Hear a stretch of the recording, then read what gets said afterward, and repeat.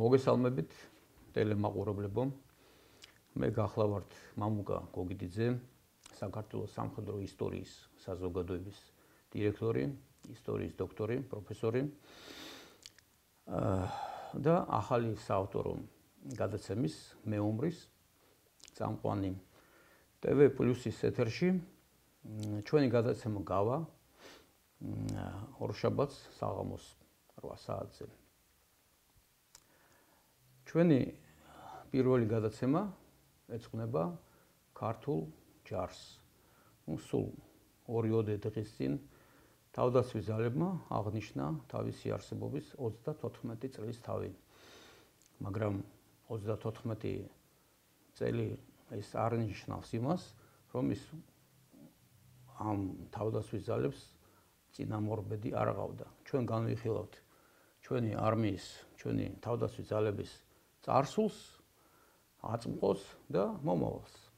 ამისთვის ჩვენ სტუდიაში მოვიწვიეთ გამოცდილი სამხედრო თადარიგის ვიცე-პოლკოვნიკი, რომელიც მსახურობდა ქართულ არმიაში გარკვეული 20 წელიწადი და 100 ათვისია იცის რა სთქიოდა ჩვენ არმიას და რა მოქმედება უნდა ყოფილიყო განხორციელებული, რომ განვითარებულიყო სათანადო გზით. წარგიდგენთ თადარიგის ვიცე-პოლკოვნიკ მამია გოგოლაძეს. ბატონო მამია, 2 სიტყვით მოგვიყვეთ. მოგესალმებით ძვირფასო ტელემაყურებლებო. მოხარული ვარ, რომ მე ვარ ტელეკომპანია TV+-ის ამ სამხედრო გადაცემის მეომრის პირველი სტუმარი. ფეხბედნიერი ყოფილიყოს ამ ტელეკომპანიისათვის ეს, იმით ეს კომპანია არის თითოეულა ნამდვილად ეროვნული გზნობებით, პატრიოტიზმით გაჟღენთილი და ყოლად მისაღები და დიდად დასაფასებელი ტელეკომპანია, რაც ძალიან იშვიათია დღესდღეობით. ნამდვილად. ჩვენ შევეცდებით, რომ ნამდვილად აი ჩვენი ამ გადაცემის არსი რა არის? არის ის, რომ დაუმტკიცოთ, რომ არავის უარესები ჩვენ არ ვართ, რომ საქართველოს გააჩნია ძალიან დიდი სამხედრო პოტენციალი, ლომებივით ბიჭები გვყავს და შესაბამისი ხელმძღვანელობის პირობებში მათ ნამდვილად შეუძლიათ თქვან თავისი სიტყვა საქართველოს სამხედრო ისტორიაში და მართლა იმ შედეგებამდე მიგვიყვანოს, რომლისთვისაც ამდენი სისხლი დაიღვარა და რის იმედიც გვაქვს საქართველოს სიყვარულით გამშვალ ადამიანებს.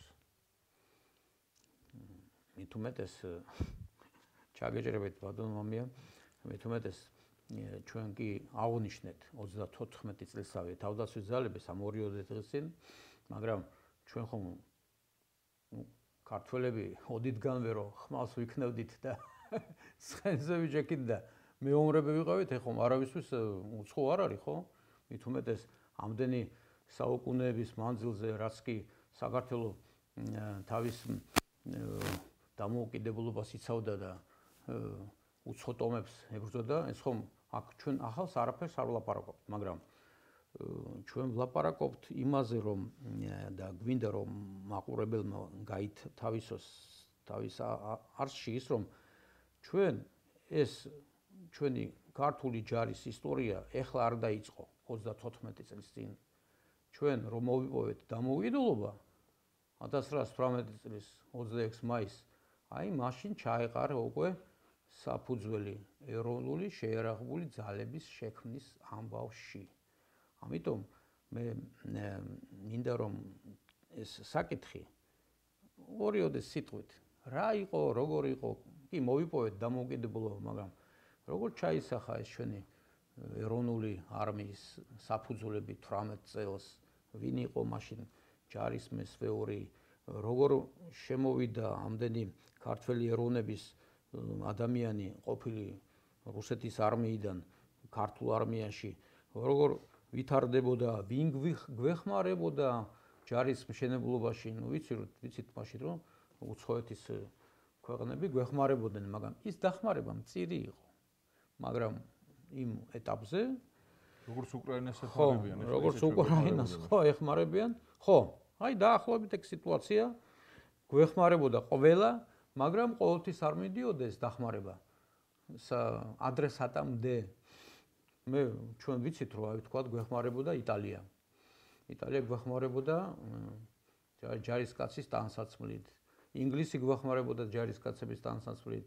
ტექნიკა მოდიოდა აეროპლანებით იტალია გვეხმარებოდა, მაგრამ ძრავები ცალკე იყო, აეროპლანები ცალკე იყო. რაოდენ გასაცარიც არ უნდა იყოს. ახლა გახდა ცნობილი რომ იტალიაში ეს განსაკუთრებულობა მოხდა მთელი საბუთების რომ აი აქ რამოდენიმე ათასიანი კორპუსის გადმოსხმა უნდა იტალიაში. ვიცით, იყო ეს გეგმაში იდო, მაგრამ ყველაფერი ისე არ განვითარდა, როგორც უნდა განვითარებული იყო. აქ პოლონეთის დივიზია იდგა, პოლონური არმიის.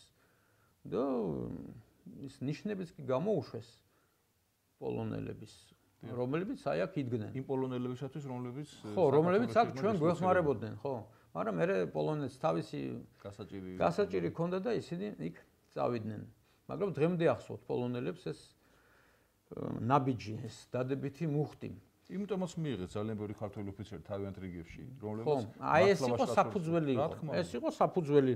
ეს რომ არ ყოფილიყო, შეიძლება არც მიიღოთ. იოზეფ პილსუდსკი ძალიან დადებითად იყო ქართველების მიმართ განწყობილი. კი. და ამიტომაც ამას ჩვენ განვიხილავთ, ცოტა მოგვიანებით, მაგრამ აი ბატონო მამია, რა მოხდა აი 1918 წლის 26 მაისის შემდეგ ქართულ არმიასთან მიმართებაში. მოგახსენებთ ბატონო ძალიან დადებითი მოვლენა იყო ქართული ეროვნული არმიის შექმნისათვის ის რომ ცარიელ ადგილზე არ შექმნილა ეს არმია. იყო ძალიან მომზადებული და ბრძოლა გამოვლილი კადრები. აი ზუსტად აი თქვენი ეხლა ეს მზადება ეს ნაშრომი ვიცი 180-მდე გენერალი მონაწილეობდა ქართველი პირველი მსოფლიო ომის ფრონტებზე. აქედან 25 ოფიცრის გიორგის ჯვრის კავალერი. სხვა კიდე დილოები ქონდა. მათგან ესე იგი დიდმა ნაწილმა გამოთქვა სურვილი რომ ქართულ ჯარში ემსახურა. ესეც ხო ცნობილია რომ გენერალი კვინტაძე რომელიც ამხელა თანამდებობის პირი იყო, მზად იყო რომ რიგით მეომრად შესული იყო ქართულ ჯარში. ხო, მაგრამ ხა რიგით მეომრად. მაგრამ იმას უკვე სიცხვილი იყო და რასაკვირველია. რა თქმა უნდა, ხან დაევალა განათლების ორგანიზება, ჯარების თქვა ჩამოყალიბება, ეს მობილიზაციური საკითხების მოგვარება და ასევე უდიდესი გენერალი მაზნიაშვილი, რომელიც მოვლენა იყო რა საქართველოსთვის და ერთგვარი აი გაჭირვებაში რომ ხელს რო გაუწვევი ადამიანს, ეს იყო გენერალი მაზნიაშვილი, გიორგი მაზნიაშვილი. კი, ბატონო. დიახ, რომელიც იყო ალბათ ყველაზე ესეთი მებრძოლი. არ დაუფასეს, მაგრამ რა თქმა უნდა, როგორც ყოველთვის. დაუფასებელი გენერალია. რა თქმა უნდა, აბა. შაიტან კაპიტანი იმის უნდა ასეთ ადამიანს ძეგლი უნდა დაუდგა. დიახ. ბიუსტი კი არა, ძეგლი უნდა. სიცოცხლეშივე. კი. რა თქმა უნდა, ჩვენთან ძალიან ადვილად აბნევენ მარცხნივ თუ მარჯვნივ დამსახურებულ კადრებს და მებრძოლ ადამიანებს.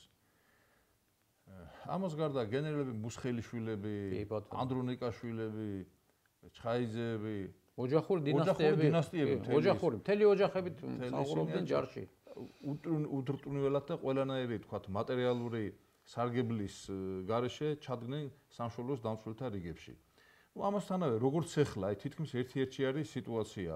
საქართველოს ჯარის ფორმირება მოხდა ძალიან რთული გეოპოლიტიკური ქარტეხილების პერიოდში. ვითომ ყველა გვეხმარებოდა, როგორც წეგან აღნიშნეთ თქვენ, მთელი ევროპა ვითომ ზაპადნამ პამოჟეტო ესეთი რუსულის რო არის რა გადაღებული ფრაზა, მაგრამ საქმეზე რომ მიდგა, ვერაფერი რა ის ელემენტარულად აი საქართველოს ცნობა ჩვეულებრივად რა როდის მოხდა? ბატონო მამია, ამასთან დაკავშირებით ვაპატიეთ, შეგაწყვეტინებთ, მაგრამ როცა 1921 წელს რუსეთმა განახორციელა აგრესია საქართველოს წინააღმდეგ, ხო? მაშინ ხო წერდნენ მსოფლიო გაზეთებში, რომ ასეთი აგრესია განხორციელდა. მაგრამ ბევრი არაფერი. რამოდენიმე გაზეთმა დაწერა, რომ მსოფლიო საზოგადოებამ გამოთქვა ბეჯითი პროტესტი. და მორჩა, всё, დამთავრდა. ორი სიტყვით და მერე უკვე არავინ ყველა შეახოცა ხელი, შეიწმინდა ხელი და მოკლედ ეს საკითხი საქართველოს დარჩა ამხელა ვერ შაპის წინააღმდეგ. ეხლა უფრო წინ წავედით და აღშფოთდებიან და შეშფოთდებიან. ხო, ეხლა აღშფოთდებიან, შეშფოთდებიან. მომავალში ალბათ შეიძლება რაღაცა კიდე ესეთი ის. მე კიდე რაღაცას გამოთქვავენ და ასე იქნება. დიახ, და ესე იგი ბაზისი იყო. ბაზისი იყო, კი, დასაკურებელი. მაგრამ ქართველი ადამიანის ბუნება საუკუნეების მანძილზე არ იცვლება რა და ისეთად რჩება. შეიქმნა პარტიული ჯარი, ეროვნული გვარდია. რა თქმა უნდა, რომელიც დაკომპლექტებული იყო ძალიან პატრიოტულად განწყობილი მოხელახეებისაგან, ძირითადად ესენი იყვნენ რკინიგზის ცენტრალური სახელოსნოს მუშები, სწორედ მათი დამსახურება იყო და მათი შექმნილი ეს მუშათა რევოლუციური ძალებით იქნა დაკავებული ცნობილი არსენალი. კი ბატონო. და ამხელა იარაღი, რომლის გატანასაც რუსეთი უკვე აპირებდა იქიდან, უკვე ვეღარ მოასწრეს და ზუსტად აი ამით იქნა შეერაღებული ქართული ჯარი. შაშხანები იყო ათასობით, საბრძოლო მასალები, ტყვიამფრქვევები იყო. მეცაც გეტყვით, ბატონო მია, რაც მაშინ იმ არსენალიდან არ გაიტანეს 89 წელს გაიტანეს. დარჩენილი რაც კი იყო იმის მერე. ზოგიერთი რამე გაიტანეს კი. ხო, ზოგიერთი, მაგრამ ნუ რაღაცები. მე არაერთხელ ყოფილვარ სხვა მეც ყოფილვარ, მე ვიცი კომისიებში აღწერილი ქონდა და აი მაგალითად კავალერისტებისთვის განკუთვნილი რა ცხენის აკაზმულობა აი ბოლო დრომდე გახმა და ისაგან და მაშინ არ გაიცა. იმიტომ რომ ერთგვარად ხო მაინც იმ მთავრობა არენდობოდა ჯარს და ეშინოდა. როგორც მე რიანდაგი შედიოდა. რა თქმა უნდა, რამოდენიმე მხრიდან შედიოდა. ეშელონები შედიოდა. ერთადერთი თქვა თვითმფრინავი არ ძდებოდა თუ სხვა ყველაფერი იყო იქ რა. კი ბატონო. არსენალის ტერიტორიაზე, რომელიც შემდგომში მუხანათურად იქნა გაყიდული და განადგურებული. მიუხედავად იმის, რომ მთელ საბჭოთა პერიოდში არსენალს თავის ფუნქცია არ დაუკარგავს. არანაირად. ის ყოველთვის იყო არსენალი. მესამე არსენალი იყო მეფის იმპერიაში, რა, მოსკოვის და კიევის. დასანანია რომ ესეთი ვეებერთელა შენობები დაანგრიეს, აგურ დაშალეს, რესტორნები აშენეს, მაგრამ ძველი აგურებით, რა. გასლაბარაგობ იმას რომ უყურებ ცნობილ ნახატს ფიროსმანის არსენალის მთა ღამით. რამხელა კომპლექსია, ტერიტორია, შენობა, ნაგებობები, არაფერი აღარ არის დარჩენილი. აბსოლუტურად აღარაფერი არ არის, არაფერი არ არის დარჩენილი. აბსოლუტურად აღარაფერი არ არის დარჩენილი. მანდ იყო შენებლობის განხორციელება უნდათ და მე მგონი ახლა ახორციელებენ კიდევაც და ამით ძალიან ცუდი როლი შეასრულა დღევანდელი საქართველოს ისტორიაში მაგ ფაქტმა. ნუ ალბათ საკესაუბროს თემა იქნება. ნუ ეს სააკაშვილის დროს მოხდა და რა თქმა უნდა, ეს დღეს რომ მომხდარიყო, არ ამგონია. დღევანდელ დღეს არ დაუშვებდა ხელისუფლება მაგის განადგურებას. აი ნამდვილად ეგრე იქნება. ნამდვილად, ხო. შემდგომში ახლა ესე იგი ხშირად ქიშპობა ხდებოდა რა, ანუ შეერაღებულ ძალებსა და გვარდიას შორის. ძალიან ეჭვიანობდნენ რა და სამსევით სამართლიანეთაც, რომ გვარდიის უზრუნველყოფა ხდებოდა გაძლიერებულად და ეს ჯარი კიდე აი 90-იან წლებში რო იყო აქ ის ფაჩუჩებით რო დადიოდნენ და დაახლოებით ეგეთი სიტუაცია იყო რა. კი. ნუ მიუხედავად ამისა, ასე თუ ისე მაინც ფუნქციონირებდა, დისციპლინა დაბალი იყო მართალია, მაგრამ რაც თავარია მეომრული სული იყო. იმიტომ რომ ნაუმარი ხალხი იყო იქ. სული იყო მეომრული, მაგრამ ჯართან მაინც იყო პრობლემები. რა თქმა უნდა, იყვნენ.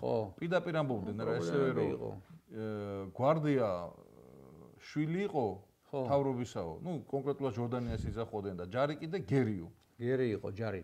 მიუხედავად იმისა, რომ იმ ჯარში ბევრი ისეთი გამოცდილი გენერალი და უმცროსი და უფროსი ოფიცერი იყო, რომლებმაც თავი გამოიჩინეს რუსეთ-იაპონიის ომის დროს, პირველი მსოფლიო ომის დროს, მიაღწიეს მარტო აი თქვენ ხომ იცნობთ ვადიმ მიხაილოვს, ხო? ისტორიკოსია, ჩვენი კოლეგა პეტერბურგიდან და ითავა მაგან და მეც დავეთანხმე ჩემი და მისი ავტორობით წიგნი გამოვიდა. ქართველი გენერლები პირველი მსოფლიო ომის დროს 2020-ში გამოვიდა ეს წიგნი და სხვადასხვა ფრონტებზე არმიებში, დივიზიებში, ბრიგადებში იბრძოდა 100-ზე მეტი ქართველი ეროვნების გენერალი.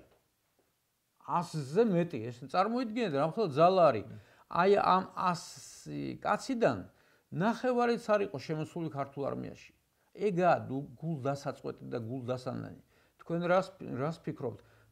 მაშინ 91 წელს რომ შეიქმნა ჩვენი ქართული არმია, თითზე ჩამოსათვლელი გენერლები იყვნენ ყოფილი საბჭოთა არმიისა, რომლებიც გადმოვიდნენ და აქ მსახურობდნენ. ისიც უკვე პენსიაში გასული ხალხი იყო. მაგრამ ხომ შეიძლებოდა რომ მეტი ყოფილიყო. მიუხედავად იმისა, რომ იქ კიდევ აგრძელებდნენ ყოფილ მოგახსენებთ იგივე სიტუაცია გენერლები და სამხედროები და ოფიცრები და მაშინ საბჭოთა სკოლა გამოვილი ოფიცრებს არ ენდობოდნენ. აი რომ გადავხედოთ ხო აფხაზეთის ომის დროს რამდენი ბრიგადის მეთაური, ბატალიონის მეთაური, корпуსის მეთაურია, თითოეულა იყო კადრის ოფიცერი. ნუ რაღაც იქ მოადგილებად ყავდათ, რაღაცებად, თორე 1120 თუ არ ვცდები, ოფიცერი გადმოვიდა. აი იგი თქვენც ახლა მე ვიცი რომ როდესაც თქვენ საბჭოთა არმიიდან განმოხვედით, სისხლის სამართლის საქმე იყო აღზრული თქვენს წინააღმდეგ. კი, მარტო ჩემს წინააღმდეგ. არავინ არ იცოდა დამთავრდა. ბევრი, აი რადგან თქვენ ამ საკითხს შეეხეთ, ხო? აი როცა 90-ში შეიქმნა გვარდია 20 დეკემბერს, ხო? და ეს ის პერიოდი იყო, რომ ხალხმა ესე იგი გაითავისა, რომ ახალი საქართველო შენდებოდა. და ადრე თუ გვიან ეს აუცილებლად მოხდებოდა, იმიტომ რომ ეროვნულ გამათავისუფლებელ მოძრაობა, ხო? მოძრაობა მიიღო ისეთი ესე იგი გასაქანი უკვე, ისეთი მოძრაობა ხდებოდა, რომ ადრე თუ გვიან ჩვენ ვიცოდით ეს დროის ფაქტორი იყო, რომ საქართველოს აუცილებლად გახდებოდა დამოუკიდებელი სახელმწიფო, რომელიც კი გამოაცხადა მერე უკვე პრეზიდენტმა 91 წლის 9 აპრილს, მაგრამ იმ პერიოდიდან 20 დეკემბრიდან ვიდრე 9 აპრილამდე ეს პერიოდი იყო დაკავებული რით იცით? იმითი, რომ ხალხი მორბოდა საბჭოთა არმიიდან. ძმები მოდიოდნენ, აი მე ძმები ყარყარაშვილები გავიცანი მაშინ, ძმები ჯალაღანიები იყვნენ, ძმები აბუაშვილები იყვნენ, ძმები ტატიშვილები იყვნენ. ნუ მე და ჩემი ძმაც ხომ ვიყავით და ეგეთი ოჯახური მომენტები ძალიან ისეთი იყო. ჩანდა. ძმები ბენიძეები. ბენიძეები, ხო, ძმები ბენიძეები, მე პოლკოვნიკები გახდნენ ორივენი. ხო, მამაშვილი ქუშაშვილები, რომელი ერთი ჩამოვთვალოთ, ძალიან ბევრი იყო. იმიტომ რომ ჩვენ გავითავისეთ, რომ საქართველო გახდებოდა აუცილებლად დროის ფაქტორი იყო, ჩვენ გავხდებოდით აუცილებლად ესეთი დამოუკიდებელი ქვეყანა გავხდებოდით და მე ყველაფერი შეიძლება ისე არ წარიმართა, როგორც ვთქვათ 18-20 წლებში იმედები ბევრი იყო, ბევრი იმედები ისე რაც მოხდა, ეს ყველაფერი მოხდა რაღაც სხვადასხვა პრობლემების გამო მოხდა, ხო? მაგრამ როგორი გულანთებულები ვიყავით ჩვენ იმ 91 წელს, როგორი გვჯეროდა, როგორ გვინდოდა, როგორ გინდა ის აღლუმი აიღეთ.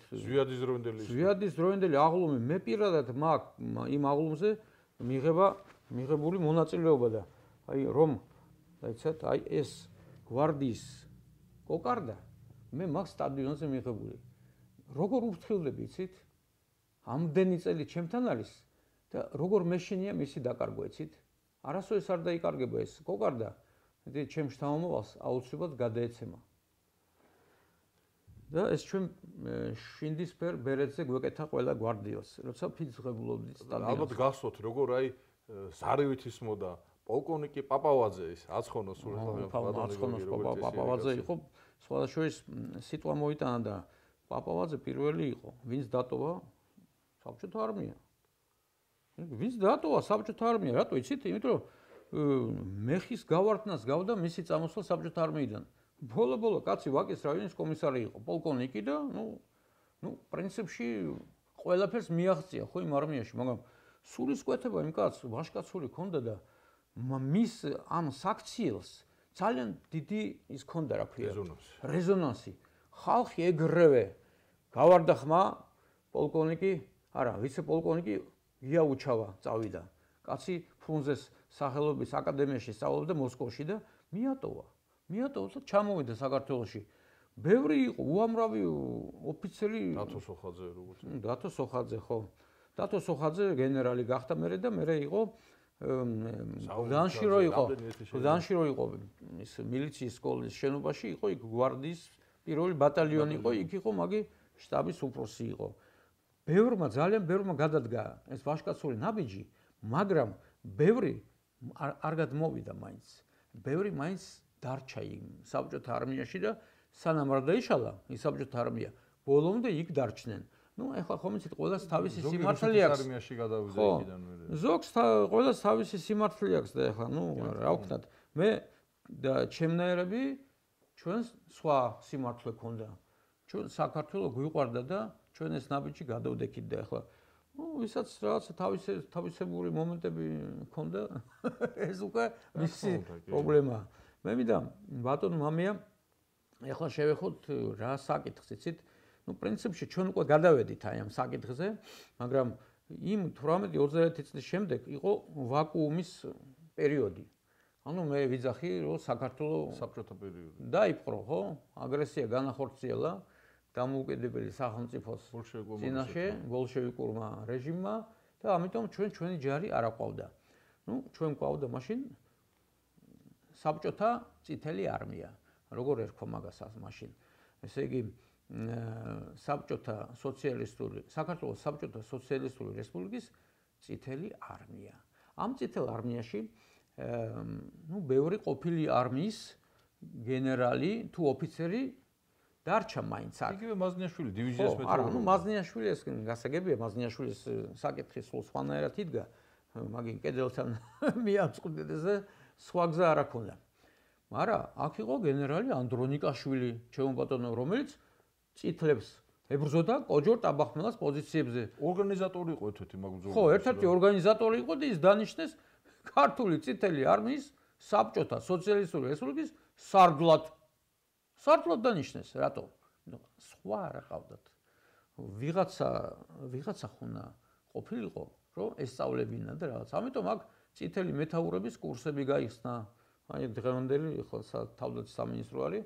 იქ იყო მეტყვიან ფრევს თქვა, კურსები იყო რაღაცები, იცით თქვენ? მე ბაქოს ქვეითი რაღაცა სასროლელი კურსები იყო განლაგებული აქა. სადაც იმიტომაც ბიაზი დაინიშნა. ხო, ბიაზი, ნუ ვიცი ეს ბაქოელის მერე გადაიყვანეს. და აი სადაც პირველი სკოლა არის, იქაც იყო მეტყვიან ფრევთა კურსები იყო. ეს დროებითი იყო. მე იქიდან გადმოიყვანეს და განალაგეს აქ. და მე უკვე სადღაცა 27 წელს აქ გაიხსნა შეთ გაერთიანებული სამხედრო სკოლა. გაერთიანებული სამხედრო სკოლა. მოსამზადებელი რაღაცა სკოლა იყო. ისიც იყო. ეს მე გაერთიანებული ტეპეშა Tifliskaya пехотная школа, მე ზეპეშა, მე ზაკავკასკია, ნუ მილიონი რაღაცა ორგანიზაციები იყო და ამიტომ ქართველები აქ მსახურობდნენ. მაგრამ უკვე 23 წლის ამბები რო იყო, როცა ჩვენი პატრიოტები დახვრიტეს ვაგის პარკში, მე უკვე წავიდა ფილტრაცია. იმიტომ რომ ამათმა იფიქრეს, რომ ნახეთ, ესენი ჩასაფრებულები არიან. ამათ საბჭოთა რეჟიმი მაგათ არასწამთ, ესენი ჩასაფრებულები არიან და დაიწყეს როგორც იზახიან, აცტრელიված, რუსები რო იზახიან. გამოხშირვა. ხო, გამოხშირვა დაიწყეს. ამიტომ მსახურობდნენ. მაგრამ მე 24 წლის მერე, 24 წლის აჯანყების შემდეგ უკვე სიტუაცია მეტნაკლებად დაალაგეს. აი მე მინდა გკითხოთ, ჩაგეძიოთ აი ამ საკითხში, რომ აი როგორ მიმდინარეობდა ეს პროცესი, აი თქვათ 24 წლიდან ჩვენ უკვე всё მორჩა 24 წლიდან ვიდრე 90 წლამდე ჩვენ ეროვნული აბსოლუტურად არაფერი არ გვაჩნდა. იყო გამონაკლისი. გამონაკლისი იყო. ხო, იმიტომ მიმიხვდით ახლა თქვენ მე რას. ხო. ნუ რა თქმა უნდა, ესე იგი რომ საბჭოთა მთავრობამ მაინც ესე იგი მიაქცია ყურადღება რა ამ სამხედრო მშენებლობას და დაახლოებით 10000-იანი შტატიანი წითელი არმია იყო. თავის შესაბამისი სასწავლებლით, თავის სახელოსნოებით ეს არსენალზე ხელი არ უხლიათ დატოვეს ისე მე რკინიგზის ცენტრალური სახელოსნოები რო იყო, მანდაც სამხედრო ნაწილი იყო, სადაც აი აქ ძმათა შორის ომი რო იყო საქართველოს სომხეთს შორის, მანდ გადამწყვეტი როლი ითამაშა ჯავშანმატარებლებმა. აი იქ იყო ჯავშანმატარებლების ის იყო დივიზიონი, ასე რომ ვთქვათ. ნუ აქცევდნენ მაგას ყურადღებას. მეტნაკლებად ყურადღებას. და მე ნანახი მაქვს სხვათა შორის წითელ არმიელის სამხედრო ბილეთი. სულ ქართულ ენაზე იყო, რუსულად ერთი სიტყვაც არ იყო. ნუ მე როდესაც დაიშალა, ესე იგი, ეგ იყო ექსტერიტორიალურ პრინციპზე რო გადავიდნენ და ისა, უკვე ქართველი შეიძლება ჯარში გაეწვიათ და ვლადივოსტოკში აღმოჩენილიყო. მანამდე ყველა აქვსახურავდა. და ამის მერე უკვე ფაქტურად ეროვნული ფორმირებები მთლიანად იქნა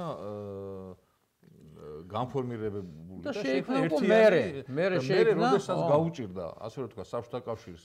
ეგ არის 1941 წლის სექტემბერი-ოქტომბერი და 42 წლის სექტემბერ-ოქტომბრამდე, როდესაც უკვე კავკასიას კარგავდა ფაქტურად საბჭოთა კავშირი, იმიტომ რომ ურთულესი სიტუაცია შეიქმნა ფრონტზე.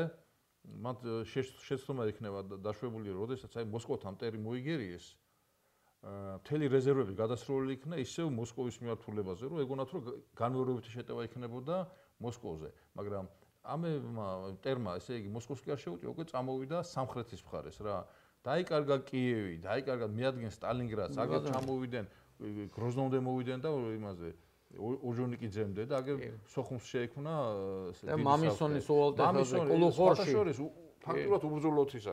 სანჭარო ჯურის უღელტეხილის მაგაში კულუხორის სანჭარო მამისონის უღელტეხილები მან ესე იგი მაგ დროს ამიერკავკასიის ფრონტის სარდლად დააბრუნეს ისევ ჭულენევი, არმიის გენერალი, რომელიც ომამდე სარდლობდა ამ ოლქს. მერე მოსკოვში გადაიყვანეს, მაგრამ იმის გამო რომ აქ შეიქმნა რთული სიტუაცია, იქ შეცდომებით მასლენიკოვი, სერგაცკოვი ამ გენერლებმა ისევ ეს ვისაც ენდობოდა, რა თქმა უნდა, ბერიას რეკომენდაციით. ბერიას რეკომენდაციით მოხდა ყველაფერი. და ეს გამორჩა, ძველი კავალერისტი იყო და ვერ მიუხედავად იმისა, რომ აი კანდიდ ჩარკვიანი. ეს უნიკალური პიროვნება, ცეკას პირველი მდივანი იყო, ამან მიაქცია ყურადღება და პირდაპირ დადგენილება არის ცეკას მიაქციეთ უღელტეხილების დაცვა. ამას მე ერთი პოლკით გამოხორციელებდა. ლესელიძე დაინიშნა. ეგ მერე უკვე კატასტროფის მერე რა. და გაუშვეს საკავალერიო პოლკი. შინელებით, ფარაჯებით. გაყინვის შემთხვევები იყო და რომ დაიღუპენ და როგორ ავიდოდა ცხენი იმაში. და დაკარგეს ფაქტურად უბრძოლველად. აი, სვანების ბატალიონი. გამანადგურებელი ბატალიონი. ძალიან დიდი დამსახურება მაგეთ. ოღონდ ეს უკვე ამას უკვე შესაკვამი კურირებდა უკვე. როდესაც ბერია ჩამოვიდა აქ და ფაქტურად მე მithქვია ხშირად არაჩვეული პიროვნება ბატონი რეზო გოგოძე, ჩემი დეკანის მოადგილე იყო მანქანათმშენებლობის ფაკულტეტზე 80-იან წლებში და მისი მოგონებები მახსოვს, რომ ცხეთაში ცხოვრობდა მაშინ. და ესე იგი, უწყვეტ ნაკადად მოედინებოდა, ესე იგი, ყურებ ჩამოყრილი ეს დამათხოვრებული, დახეულების საბჭოთა მეომრების ესე იგი, რაზმები. და ნუ ფაქტურად წინააღმდეგობას ვერავინ ვერ წერდა. და ერთხელაც რომ სექტემბერი იყო და გამოდიოდა სიჩუმე არისო რა. და ვიღაცამ ჩაელაპარაკა, პრიეხალ ბერია ჩამ ერთ დღეში შეცვალა კაცმა სიტუაცია ფრონტზე. ეჯარი მიაბრუნა, მობილიზება გაუკეთა, ესე ნუ მისი კადრები იყო, ხო, ძირითადად თვითონ წავიდა, მაგრამ კადრები მისი იყო აქ დარჩენილი. ცენტრალური კომიტეტის, ამ ძველი ბოლშევიკების, ყოფილი სამხედროების მობილიზება მოხდა და ფრონტზე იქნა გაგზავნილი. ცენტრალური კომიტეტის მდივანი კალისტრატე შეროზია. იქ არ გაიქცა, რა ქვია, ქონებით ბაქოში. როგორც 2008-ში რო გარბოდნენ ვირთხებივით. აი ეს უშუალოდ ფრონტზე წავიდა რა და იქ გარდაიცვალა მერე რა იქ დაავადდა და გარდაიცვალა. ასევე ცნობილი ისეთი ბოლშევიკი როგორც ალიოშა საჯაია იყო. ჩეკისტი იყო, რა თქმა უნდა, ეხლა სუფთა ხელებით არ იქნებოდნენ ეგრევე. არა, ნუ გასაგებია ხო. ესე იგი, დაინიშნა ჩილოსეთის შინაგან სამხედრო საბჭოს წევრი იყო, სამხედრო საბჭოს წევრად იყო, ისე როგორც კანდიდ ჩარკვიანი. და სხვათა შორის ცოტა ის ჩართულს გავაკეთებ. გელა ჩარკვიანი, მე ეს ტყუილი მეგონა, თვითონ ბატონმა გელამ თქვა მაშინ, რომ ეს როგორც სამხედრო საბჭოს წევრი, ერთი იყო, რომელიც შტატით გათვალისწინებული გენერლის თანამდებობა იყო. კანდიდ ნესტორიძე ჩარკვიანი კი დაენიშნა სამხედრო საბჭოს წევრად, მაგრამ წოდება არ აქვს. წოდება არ აქონია მაგას. და ბოლოს ძალიან გაუჭირდა მატერიალურადო რა და რო დაწერა განცხადება სამხედრო საბჭოს წევრი ვიყავი, გენერლის პენსიაზე უარი უთხრეს. და 3 მილიონის ორდენი იყო, თავის ორდენები შრალხიძე გაყიდა. ეს ქართული რეალობაა. ქართული რეალობაა, ხო. დიახ. და რა თქმა უნდა შენარჩუნებული იყო და რის ხარჯზე შეიქმნა ეროვნული დივიზია. ხო, აი ეს. დიახ. 4 ოფიციალურად ქართული დივიზია იყო. 2 დივიზია იყო კიდევ ქართველები დაკომპლექტებული, მაგრამ ქართული არ ერქვა. და დღეს რო გადაშალოთ ის რუსეთში ის საერთოდ ამაზე არაფერი ესე გრუზინსკა 414 და გრუზინსკა სტრელკოვა დივიზია მაგრამ უბრალოდ მოთხას იგივე აზერბაიჯანული და იგივე სომხური აღარ ამსახურა აღარ ახსენებენ მაგას იქ როგორ იყო იცი ქართული ხომ იყო და იყო კიდე აზერბაიჯანსკე ნაციონალურ დივიზია. 416 ი არმიანსკი. სომხური მაგრამ იქ ძალიან ცოტა იყო ეროვნული ელემენტი. აზერბაიჯანულიც და სომხურიც. ყველაზე მეტი იყო ჩვენთან. კი. იმიტომ ეხლა ბერიას მე ვიცი რომ ეხლა ახარაძემ რო გააკეთა ისეთი ოფიცრები, რომლებიც ეხლა ჩვენი უფროსი მასწავლებლები იყვნენ, პოლკოვნიკი თავბირიძე ვთქვათ, რომელიც იძახდა რომ მე აი მსახურობდიო ხელვაჩაურში იყო აი ანამსკი დივიზიის ერთ-ერთი პოლკი იდგა. კი. ეგ იყო ესე იგი თურქეთის საზღვარგარეთ. ის იყო იქა ბაჯელიძე პოლკოვნიკი, ხო, რომელიც ერთ-ერთი პოლკის მეთაური იყო. ეს პოლკები შედიოდნენ ამ დივიზიებში და ეს დივიზია კი იყო განლაგებული საქართველოში, მაგრამ პოლკები იყო განლაგებული სხვადასხვა ქალაქებში. როგორც აი ბათუმში, ხელვაჩაურში, ბოლომდეც იქ იდგა. მე ქუთაისში იდგა, მე სახელწოდებები შეუცვალეს, ხო? შტაბი ქუთაისში იყო. შტაბი იყო ქუთაისში. პეტრე ჭხობაძე. პეტრე ჭხობაძე, რომელიც ნინო ჭხობაძის ჩვენი ministri რო იყო ეკოლოგიის ნინო ჭხობაძე, იმისი ბაბუა იყო. ალალი ბაბუა იყო პეტრე ჭხობაძე. და სხვადასხვა დიახ, გენერალ-მაიორი ის პეტრე ჭხობაძე. ეგ დივიზიები განლაგებული იყო იმისათვის, რომ ჯერ ერთი დაიკეტა ეს საზღვარი.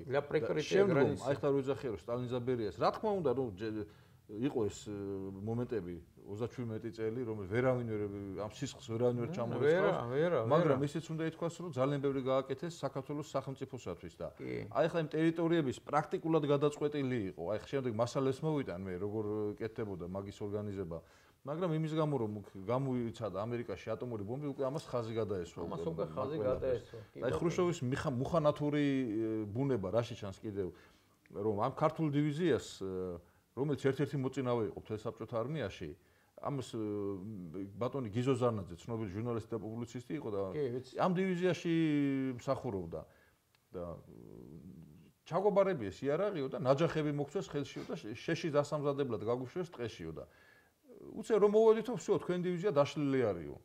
და პეტრე ჭხობაძეს დამბლა დაეცა რა, გაჟონვა ჰქონდა მაგის მე მკურნალობდა და ბოლოს გადაიყვანეს ქუთაისის საქალაქო საბჭოს აღმასკომის თავმჯდომარე იყო რა. აი ესე და ქართველები და 46 გენერალი და ადმირალი იყო საბჭოთა არმიის რიგებში და პირდაპირ ეს ბატონი გიზო ზარნაძის იმაში წერია, ეხლა არ მახსოვს 0 რომელიღაცა საიდუმლო მით მოვიდა ჟუკოვის ბრძანება, რომელიც მაშინ სამხედრო მინისტრი იყო და ქართველი თუკინმე იყო, აი გრუზინ კურკავაძეში რაბოჭენი დაპუსკაც სამეთაურო თავმჯდომარე და ქართველები ეს 56 წლის შემდეგ. სტალინის სიკვდილში და 56 წელს. ხო, 53 წლის შემდეგ არ იქნებოდა ეგ მომენტი. 56 წლის მერე მოხდა ეს ამბავი, კი.